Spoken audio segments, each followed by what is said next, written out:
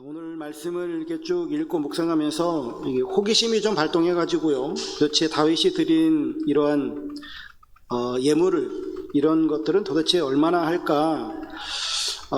다 계산해 볼 수는 없고요. 뭐 수량이 나와 있는 것들만 좀 이렇게 볼 수 있잖아요. 뭐 다윗이 오빌의 금 3,000달란트, 수는 7,000달란트. 이거는 이제 수량이 딱 나와 있으니까 이게 도대체 얼마인지는 알 수 있을 것 같아요. 근데 뭐 그 외에 뭐 놋과 철과 나무, 만호와 가공할 검은 보석과 채석, 모든 보석과 옥돌 이런 것들은 사실 뭐 수량이 나와 있지 않아서 알 수가 없고요. 대신에 다윗이 드렸던 이 4절에 나와 있는 말씀, 금 3,000달란트, 은 7,000달란트를 계산해 보면 약 11조 5,972억 원이 나옵니다. 또 백성들이 드린 예물도 나오죠. 금 5,000달란트, 금 10,000다리, 은 10,000달란트, 놋 18,000달란트, 철 100,000달란트, 보석. 보석은 얼마인지 알 수 없으니 빼고 이것을 계산해 보면 약 19조 2,753억 원이 나옵니다. 토탈로 해보면 대략 한 31조 정도 드렸다라고 하는 것을 알 수가 있습니다. 그냥 호기심에 좀 봤고요. 이거 제가 계산한 거 아니고요. 챗 GPT한테 물어봤습니다. 그랬더니 얘가 이렇게 알려줬습니다. 말씀으로 이제 좀 들어가 보면 어느 작은 마을에 나무 심기를 즐거워하는 90세 노인이 있었는데요. 어느 날 조용히 사과나무 씨앗을 하나 심습니다. 지나가던 이웃이 물어요. 어르신, 이 나무가 열매 맺으려면 최소한 10년은 지나야 될 텐데 그때도 어르신이 살아 계실까요? 이렇게 이야기하자 노인이 웃으면서 말합니다. 맞습니다. 아마 저는 그 열매를 못 먹겠죠. 하지만 저는 지금 저보다 다음 세대를 위해서 이 나무를 심습니다. 나도 누군가 심은 나무 열매를 먹었거든요. 이제는 내가 심을 차례입니다. 라고 이야기했다라고 합니다. 이렇게 누군가를 위해서 준비하는 것, 거기에는 누구의 어떤 강요나 억지가 아니라 자발적으로 준비하고 감사함으로 이렇게 준비하는 이런 모습들이 우리 주변에도 보면은 얼마든지 있죠. 우리 지난주에 2층 올라가는 계단에 캐노피 공사를 했는데 어느 분께서도 캐노피 공사에 써달라고 하면서 헌금하시는 그런 모습들도 있었는데 너무 감사합니다. 다윗이 하나님의 성전을 건축하고 싶어 했지만 하나님께서는 그것을 허락하지 않으셨죠. 하나님께서는 다윗에게 너는 내가 거할 집을 건축하지 말라 하시면서 그의 몸에서 날 아들이 건축할 것이다 라고 알리셨습니다. 다윗은 두말하지 않고 하나님의 성전을 건축할 뜻을 거두죠. 그러나 다윗은 성전 건축이 아주 큰 공사가 될 거고, 그리고 왕위를 물려받을 솔로몬은 아직 어리기 때문에 성전 건축할 필요한 물건들은 자신이 준비해야 되겠다라고 생각하고 모든 준비를 하기 시작합니다. 그래서 그는 힘을 다하여 준비하죠. 뿐만 아니라 다윗이 자기만 준비하는 것이 아니라 모든 지도자들, 온 백성들, 그들도 함께 동참하는 모습을 오늘 본문을 통해서 보게 되어지죠. 오늘 우리가 읽은 이 본문의 말씀을 보게 되어지면 크게는 두 단락으로 나눌 수 있는데요. 1절에서 9절 말씀을 보면 다윗과 지도자들이 성전을 건축하기 위해서 헌물한 내용들이 나옵니다. 이걸 좀 세분화하면 1절에서 5절, 6절에서 9절 이렇게 또 나눌 수 있겠죠. 그 다음 10절에서 19절은 다윗의 감사 기도인데 이것은 이제 이따가 세 부분으로 나눠서 좀 말씀을 나눌 겁니다. 역대기 기자는 다윗 왕의 통치 기록을 마무리하면서 다윗의 주요 관심사가 무엇이었는가라고 하는 것들을 말씀해 주고 있는데요. 다윗의 관심사는 성전 건축 준비에 집중되어져 있다라고 하는 것을 알 수 있습니다. 이것은 다윗의 생애와 신앙이 하나님의 임재 그리고 하나님의 영광을 최우선순위에 두고 살아왔었다라고 하는 것을 보여주는 겁니다. 그리고 다윗은 아들 솔로몬에게 자신의 왕위를 물려주는 이것뿐만 아니라 즉 다시 말하면 왕국을 물려주는 것뿐만 아니라 하나님을 향한 뜨거운 신앙의 유산을 솔로몬에게 물려주려고 했었던 모습들을 보게 되어집니다. 그리고 오늘 우리가 이 본문을 읽으면서 도전받는 것은 다윗의 어떤 이런 물질적인 봉헌이 아닌 하나님의 주권과 그리고 하나님을 믿는 하나님의 공동체의 자발적인 감사함으로 드리는 헌신, 그리고 이 땅을 살아가는 유한한 우리 인간이 어디에다가 가치를 두고 살아가야 되고, 그리고 어디에 우리의 목적이 있어야 되는가라고 하는 것들을 오늘 본문을 통해서 보게 되어집니다. 먼저 오늘 본문에 있는 내용들 좀 살펴보면은 1절에서 5절은 다윗의 비전과 또 간곡한 호소가 나와 있는데요. 다윗은 아직 솔로몬이 어리기 때문에 성전 건축이라고 하는 이 거대한 과업을 맡기에는 부족하다라고 생각하고 자신이 많은 것들을 준비합니다. 그는 단순히 필요한 재료들을 모으는 것뿐만 아니라 백성들에게 이 거룩한 사역에 적극적으로 동참할 것을 호소하죠. 그러면서 다윗은 스스로 먼저 아까도 잠깐 말씀을 드렸던 것처럼 약 11조 6천억 원에 해당되어지는 금과 은을 하나님께 바칩니다. 가르치기 전에 먼저 본을 보이는 리더십의 전형을 보여주는 거잖아요. 다윗은 자신이 먼저 최고의 것을 하나님 앞에 드림으로 말미암아서 이 모습을 본 백성들이 또한 기쁨으로 하나님 앞에 드릴 수 있고 또 그 사역에 동참할 수 있도록 영적 분위기를 조성하고 있는 모습을 이 1절에서 5절에 보게 되어집니다. 그리고 6절에서 9절 말씀을 보면 지도자들과 백성들의 자원하는 헌신을 보게 되어지는데요. 다윗의 본을 본받아서 이스라엘 지파의 족장들, 그러니까 천부장, 백부장, 그리고 왕의 사무를 맡은 관원들까지 모두 자원하여서 헌물에 동참하죠. 그 액수가 무려 19조 2천억이나 됩니다.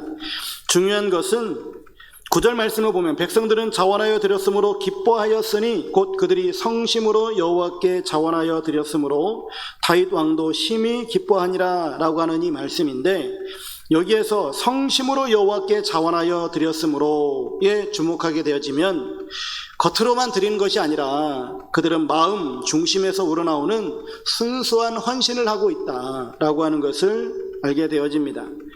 하나님은 우리가 얼마나 많은 헌금을 하고 있는가를 보시는 것이 아니라 어떤 마음으로 드렸는가라고 하는 것들을 보시죠. 그래서 이스라엘 백성들의 이 헌신은 은혜에 대한 깊은 감사의 표현이었고, 곧 또 그렇게 감사의 표현을 하면서 그들은 기뻐하는 이러한 모습들을 보게 되어집니다. 그리고 이제 10절에서 19절 말씀을 보면 다윗의 감사 기도인데요. 여기에는 하나님은 모든 것의 근원이 되십니다. 그리고 하나님께 영광을 돌리려고 하는 이러한 다윗의 기도의 내용이 나오는데, 먼저 우리가 이 말씀을 통해서 좀 생각을 해보려고 하는 것은 다윗의 감사하는 마음입니다. 10절과 13절 말씀에도 보면 다윗이 온 회중 앞에서 여호와를 송축하고 있고요, 영원부터 영원까지 송축을 받으시옵소서, 또 우리가 주께 감사하며 찬양하나이다 라고 하면서 하나님 앞에 이렇게 감사 찬양하는 모습을 보게 되어집니다. 다윗이 하고 있는 이 감사는 자기가 원하는 일을 했기 때문이 아닙니다. 자신이 원하는 일을 하나님께 허락하지 않으셨잖아요. 자신은 그렇게 성전 건축하기를 원했지만 하나님은 허락하시지 않으셨단 말입니다. 그럼에도 불구하고 다윗은 감사합니다. 자신은 돈도 있고 능력도 있는데 왜 하나님께서 건축하게 하지 못하셨는가? 거기에 대한 원망과 불평은 1도 나오지 않아요. 근데 우리가 세상을 살아가면서 우리가 자주 경험하는 바이지만, 우리는 조금만 내 뜻대로 안 되면, 좀 불편해지면 우리는 원망하고, 그리고 어떤 일들에 동참하지 않으려고 하는 그런 마음들을 갖습니다. 자식들도요, 그렇게 부모들이 희생으로 길러놓았는데 한 가지만 자기 뜻대로 해주지 않으면 원망하고 불평합니다. 그런데 다윗은 그렇게 자기가 평생 소원으로 갖고 있는 성전 건축을 하나님이 불허하셨음에도 불구하고 하나님을 공개적으로 백성들 앞에서 찬양하고 감사하고 있는 이 모습을 봅니다. 여러분들은 어느 때 감사하십니까? 좋을 때, 기쁠 때 감사하시죠. 성경은 어느 때 감사라고 우리들에게 말씀하고 있나요? 범사에 감사라고 하고 있잖아요. 그렇다고 한다면 하나님께서 우리들에게 요구하시는, 원하시는 감사의 모습이라고 하는 것은, 감사는 환경과 상관없이 해야 된다라고 하는 거잖아요. 다시 말하면 감사는 조건이 아니라 삶의 태도여야 된다라고 하는 거예요. 감사는 태도여야지 감사는 조건이 아니다라고 하는 겁니다. 그런 맥락에서 우리가 내 자녀들, 혹 탕자와 같은 아들이 있고 탕자와 같은 딸이 있다라고 쳐봅시다. 그러면 그 아들, 딸 때문에 내 마음이 아주 썩어 문드러질 것 아니겠습니까? 매일매일 속이 뒤집어질 거 아니겠습니까? 그런 일들을 우리가 경험하게 되어지면, 내 삶에 그런 환경이 조성이 되어져 버리면 그때도 감사할 수 있나요? 그럼에도 불구하고 우리는 감사가 내 삶의 태도여야 한다면 나는 어떤 마음으로 살아가야 할까요? 그 자식을 바라보면서 하나님의 마음을 조금이라도 내가 알게 되어져서 하나님 앞에 감사할 수 있고, 그 자식 때문에 하나님께서 친히 육신을 입고 이 땅에 내려오시고 십자가를 지시기까지 하시는 그 십자가의 사랑을 조금이라도 내가 깨달아갈 수 있기 때문에 감사할 수 있는 것 아닐까요? 내 삶에 내 자식이 잘해주고 내 주변에 있는 환경이 나에게 수월하게 일들이 잘 풀려나가고 하는 것들 때문에 우리가 감사한다면 그거는 주님을 믿지 않는 모든 사람들이 다 할 수 있는 것들 아니겠습니까? 하나님께서는 바울을 통해서 분명히 우리들에게 범사에 감사하라, 이것이 그리스도 예수 안에서 너희를 향하신 하나님의 뜻이다 라고 말씀해 주고 계십니다. 실제로 다윗이 어떻게 감사했는가? 10절에서 13절을 보면은 찬양의 말로 감사하고, 2절부터 5절에 보면은 물질을 들여 감사하고 힘을 다해서 감사하고, 14절에는 즐거운 마음으로 감사하고, 17절에는 정직한 마음으로 감사를 드리고 있습니다. 다윗의 감사는 말로만이 아닌 마음으로만 표현하는 감사가 아니라 실제로 하나님 앞에 감사를 표현하고 있는 이러한 실천적 감사 생활을 하고 있잖아요. 오늘날 우리가 감사주의를 지키는 이유도 그러합니다. 다음 주가 이제 맥주감사주일인데 상반기 동안 하나님께서 우리의 삶을 지켜주시고 인도하시고 우리의 삶 가운데 열매 맺게 하시는 그 하나님의 사랑에 우리가 감사할 수 있어야 되겠죠. 우리에게는 삶의 열매들이 있습니다. 직업 또는 일을 할 수 있는 건강도 주시고 거기에 따른 또한 물질도 우리들에게 하나님께서 주시죠. 인격적으로도 어제보다 나은 오늘을 살아갈 수 있게 하나님께서 인도해 주셨고, 신앙적으로도 어제보다는 오늘도 성숙해 갈 수 있도록 하나님께서 우리를 이끌어가고 계시는 이러한 하나님의 사랑과 하나님의 은혜가 이 상반기 동안에 우리에게 분명히 있었을 겁니다. 그러다면 우리는 이러한 삶의 열매들을 하나님 앞에 내어놓고 하나님 앞에 감사할 수 있는 우리의 삶이 되어야 될 줄로 믿습니다. 두 번째로는 다윗이 감사하는 이유가 무엇인가, 또 그렇게 고백하고 있는 그런 실질적인 내용은 무엇인가 라고 하는 부분들을 좀 생각을 해보면 세 가지가 오늘 본문 속에서 보여지는데요. 첫 번째로는 10절에서 13절 말씀에 하나님의 위대하심과 주권을 찬양하고 있습니다.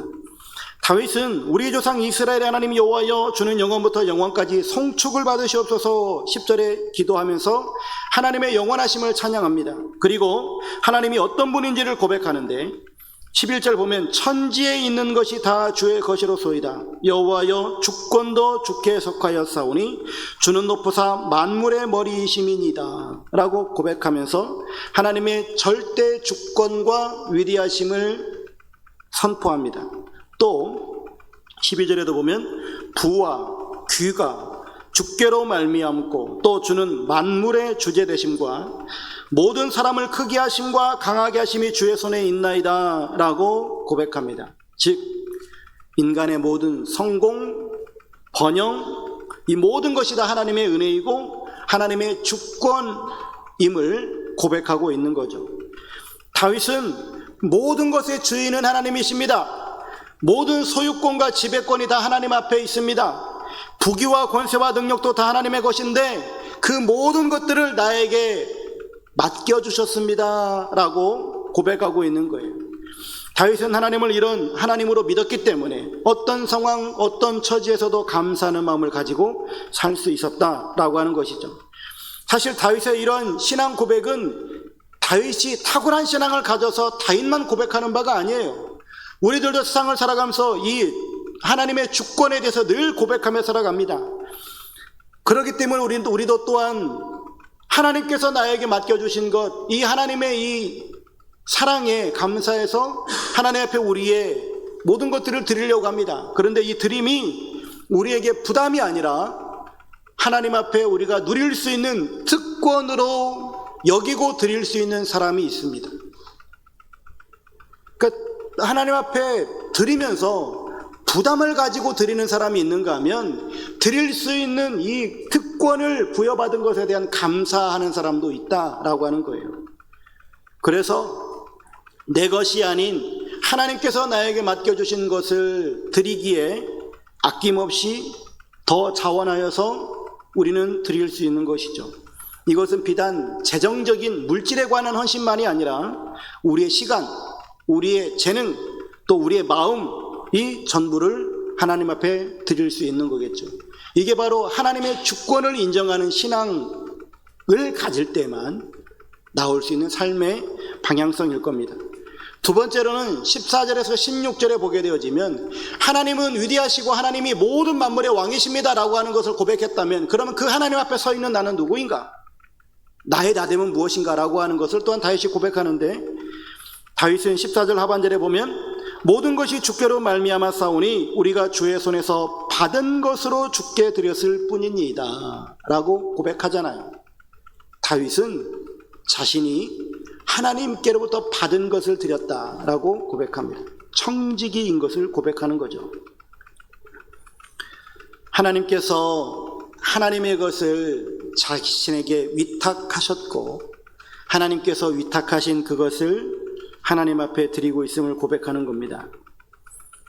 이것은 우리가 하나님 앞에 무엇을 드리고 있는가? 나는 지금 하나님 앞에 지금 무엇을 드렸는가? 라고 하는 것을 생각하기 이전에 내가 누구인가? 라고 하는 것들을 먼저 바르게 인식하고 알고 있는 것이죠. 모든 것이 주께로 말미암았다. 사실 이것은 모든 그리스도인이라면 다 고백하는 바일 겁니다. 다시 말하면 우리는 세상을 태어나면서 두 주먹 불 쥐고 태어납니다. 아무것도 가진 것 없이 그냥 벌거숭이로 태어났단 말이죠. 그런데 우리는 지금 수많은 것들을 누리고 있습니다. 우리는 이 세상에 태어났을 때 죄인으로 태어났습니다. 그런데 하나님의 사랑으로 말미암아서 우리가 이제는 의인이 되어졌습니다. 우리는 제로 인생에서 태어났는데 지금 우리는 하나님의 그 큰 사랑을 힘입고 살아가는 귀한 하나님의 백성이 되어졌고 하나님의 자녀가 되어졌다라고 하는 것이죠. 이 사실을 우리가 믿고 있다면 우리가 하나님 앞에 청지기임을, 또 하나님께로부터 또 많은 것들을 위탁받은 것을 우리가 믿는다면 우리가 하나님 앞에 어떻게 살아가야 될 것이라고 하는 것은 자명한 것 아니겠습니까? 16절 하반절에도 이 모든 물건이 다 주의 손에서 왔사오니 다 주의 것이니이다, 이렇게 고백하는 이 모습을 봅니다. 나는 청지기입니다. 하나님께서 나에게 주신 이 모든 것들이 다 하나님의 것입니다. 그 하나님의 것 속에는 내 가정도 있고 내 남편과 아내, 내 자식들, 또한 내 물질, 내 건강, 내 생명, 내 모든 것들이 다 하나님의 것입니다라고 고백하는 이런 청지기적 이 고백이 이 말씀 안에 담겨져 있죠. 15절 말씀에는 우리는 우리 조상들과 같이 주님 앞에서 이방 나그네와 거류민들이라 라고 고백합니다. 나는 이 세상을 살아가는 청지기일 뿐만 아니라 나는 또한 나그네입니다, 거류민입니다 라고 고백하는 거예요. 즉 우리는 이 세상에 잠시 머물다가 반드시 언젠가는 떠나야 될 존재입니다. 하나님께서 우리의 근원이 되시는 그 본향으로 우리는 분명히 가게 되어질 겁니다 라고 하는 것을 고백하고 있는 거죠. 제가 지난주에 세미나를 하면서 서울에서 묵었었는데 숙식이 제공되지 않는 세미나다 보니까 호텔도 잡고 그리고 이제 교회 주변에서 매 식사를 이렇게 사 먹게 되어졌는데, 호텔에 세미나 밤 9시 좀 넘어서 끝나면은 이제 버스 타고 가가지고 또 열차로 갈아타고 또 걸어가가지고 호텔에 묵어요. 호텔 편하고 좋죠. 그러다가 아침에 또 교회 와가지고 또 세미나를 듣고 또 밤 9시까지 세미나 듣고 또 똑같이 가고 왔다 갔다 합니다. 저 호텔 좋아하거든요. 그런데 호텔에서 평생 살 건 아니잖아요. 언젠가는 집으로 올 거 아니겠습니까? 그 세미나 2박 3일 하는 그 기간 동안에만 머물러 있는 거잖아요. 마찬가지잖아요. 우리가 이 세상을 살아가는 시한이 한시적입니다. 100년 넘게 살 사람이 얼마나 있을지 모르겠지만 그렇게 생각해 보면 벌써 저도 절반 이상은 살았을 것 아니겠습니까? 이제 하나님 나라에 갈 날이 조금씩 더 가까워지고 있겠죠. 언젠가는 반드시 떠나요. 그런데 우리는 언젠가는 이 세상을 떠날 것이다라고 하는 걸 생각하지 않아요. 영원토록 이 세상에서 살아갈 것처럼 살아가죠. 여러분, 우리는 분명히 이 세상을 떠나게 될 겁니다. 이 사실을 분명하게 기억하고 살아가는 사람만이 정말 내 인생을 바르게 준비하고 또한 바르게 살아가게 되어질 줄로 믿습니다. 세 번째로, 하나님은 만왕의 왕이십니다. 모든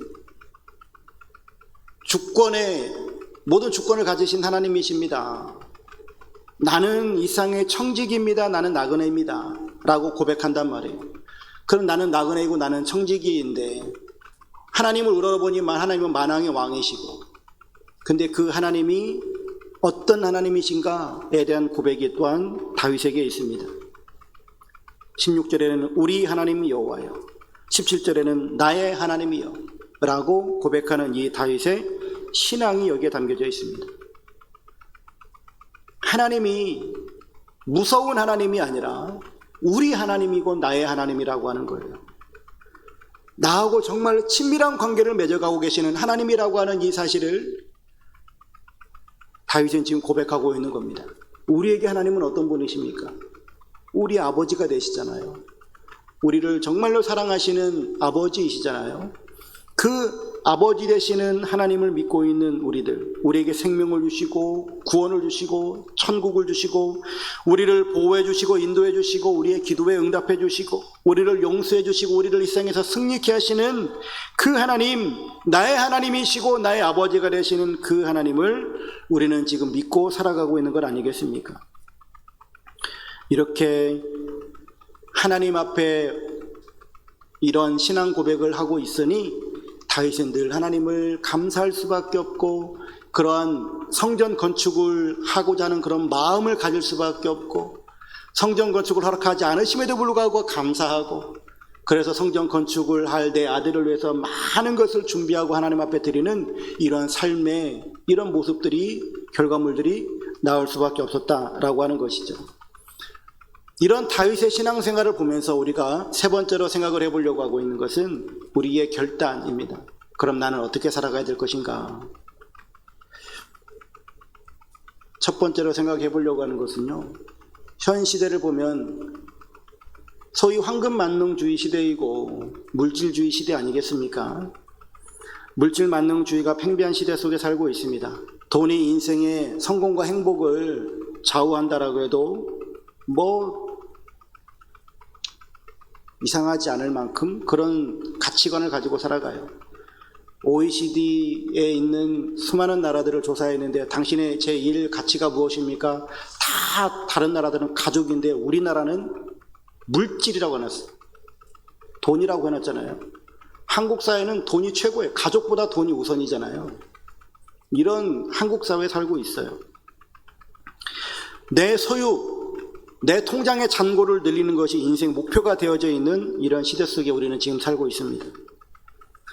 오늘 본문 12절에도 부와 귀가 주께로 말미암았다. 하나님이 만유의 주제이심을 선포하고 있는데, 이런데 이러한 물질 만능주의 시대 속에 살고 있는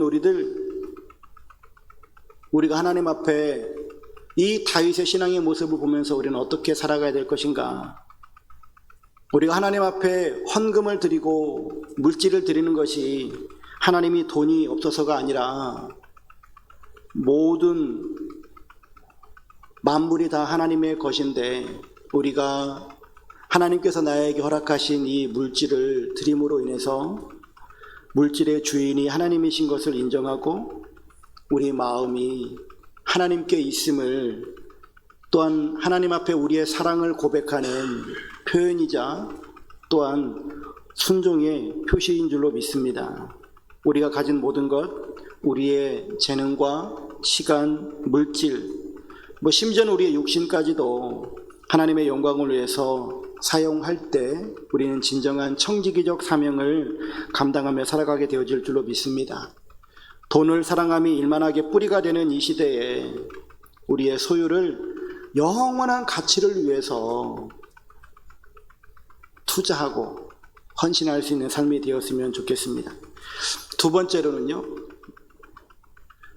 우리 사회가 물질뿐만 아니라 개인주의화된 이런 사회 속에 살잖아요.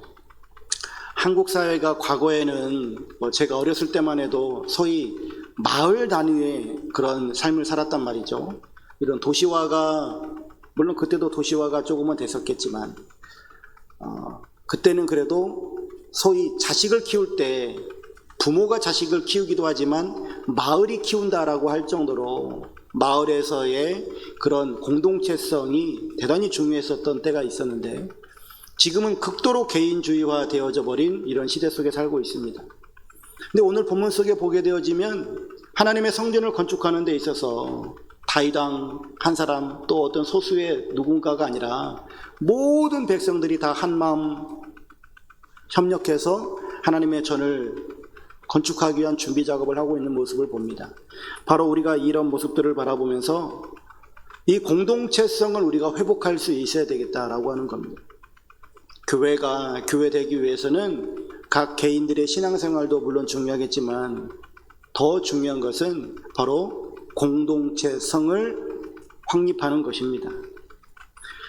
공동체를 이루지 못한다면, 즉 교회가 서로가 서로에게 유기적인 관계를 맺어가지 못한다라고 한다면, 그래서 내가 교회 안에 그 공동체성을 확보하지 못하고 확립하지 못하고 외톨이가 되어져 있다라고 한다면 그 사람은 어떻게 되겠어요? 교회는 서로 유기적으로 연결되어야 되는데, 그리스도를 머리로 하고 우리가 지체가 되어야 되는데 잘라져 버리는 손가락, 절단돼 버리는 다리가 돼 버리면 살 수 있겠습니까? 우리 모두는 다 유기적으로 연합되어져 있는 공동체가 되어야 될 줄로 믿습니다. 어떤 일들을 할 때 그 일들이 내 마음에 맞을 수만은 없겠죠. 마음에 안 드는 일들도 혹 어떤 교회 사역에 있을 수 있을 겁니다. 그렇더라도 우리가 뜻을 정하고 어떤 일들을 해나갈 때는 모두가 합력해서 선을 이루어가는, 하나님의 뜻을 이루어가는 이런 삶을 살아가야 할 줄로 믿습니다. 교회의 공동체성이라고 하는 것은 어떤 면에서 보게 되어지면 오케스트라와 같을 수 있을 거예요. 각양각색의 다른 악기들이 다 따로따로 연주하는데 그것이 하모니를 이루는 것처럼 각자가 가지고 있는 역량들도 다르고 모든 어떤 신앙의 스타일도 다를 수 있지만 우리가 하나가 되어질 때에 하나님의 놀라운 뜻들을 이루어가게 되어질 줄로 믿습니다. 세 번째로는 우리는 이 세상을 살아가면서 나그네의 삶을 살아가잖아요. 정말 중요한 것은 뭐냐면 우리가 어디에 가치를 두고 살아가느냐라고 하는 겁니다. 물질의 가치를 두고 살아가게 되어지면 이 땅에 쌓아놓으려고 아주 애를 많이 쓰겠죠. 그런데 우리가 영원한 가치를 두게 되어지면 하나님 나라를 위해서 우리는 사용하는 삶을 살게 되어질 겁니다. 우리는 대한민국 국민이기도 하지만 하늘의 시민권자를 가진 사람입니다. 우리가 세상에서 집을 짓고 살아가고 있긴 하지만 또한 영원한 본향을 바라보면서 살아가고 있는 존재들입니다. 그러면 우리는 물어야 됩니다. 나는 이 나그네 인생 가운데 나는 무엇을 남기고 살아갈 것인가? 나는 지금 내 시간과 물질과 재능을 어디에다가 심고 있는가? 내 자녀에게 물려줄 신앙의 유산은 있는가? 이런 것들을 우리가 묻고 살아가야겠습니다. 또 이 땅에 영원히 거하지 않을 것을 알고 있기 때문에 우리는 또한 영원히 남을 것에 투자해야만 하겠죠. 썩을 것을 쌓기보다 하늘의 보물을 쌓는 사람, 잊힐 이름보다 하나님의 영광을 위하여서 하나님 나라에 기록될 이름, 이 땅의 성공보다 하나님의 나라를 먼저 구하는 사람, 그 사람이 바로 다윗이었고 또한 이 시대에 우리의 삶이 되어야 될 줄로 믿습니다. 오늘 이 시대에 우리 교회와 여러분들이 이러한 축복된 삶을 살아가고 영원한 가치를 심는 사람으로 살아갈 수 있기를 주의 이름으로 축원합니다.